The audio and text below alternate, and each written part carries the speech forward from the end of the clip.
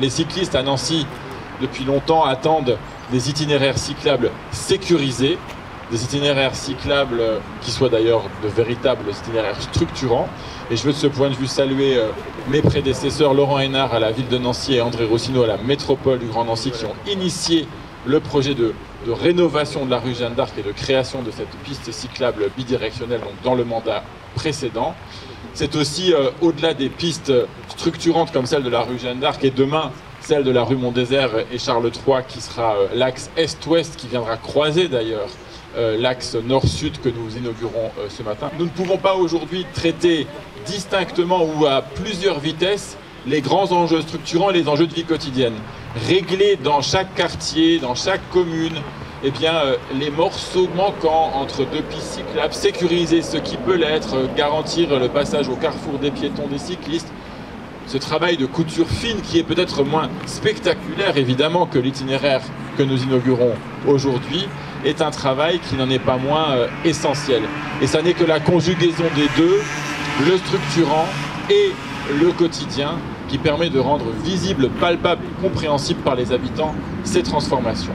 Alors nous avons, comme Laurence Wieser l'a rappelé tout à l'heure, à partir du projet qui a été lancé durant la mandature précédente, souhaité le faire évoluer. D'abord, Yannick Lebel l'a rappelé, en rendant perméable l'ensemble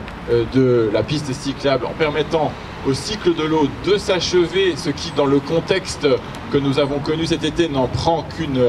évidemment une importance encore plus aiguë, végétaliser au maximum une rue qui certes est un axe structurant, traversant un itinéraire de passage, la rue Jeanne d'Arc, mais c'est aussi, et je devrais dire c'est avant tout, une rue qui dessert des habitations, qui dessert plusieurs quartiers et qui doit donc être traitée comme une rue à vivre et pas comme une autoroute urbaine. Cette transformation de la rue Jeanne d'Arc, elle doit permettre aussi une réappropriation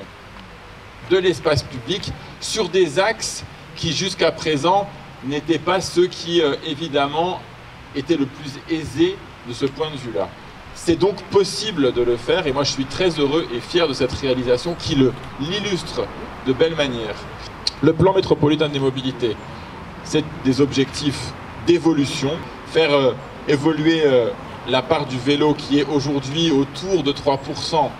dans les transports du quotidien dans la métropole à 12 à 14%,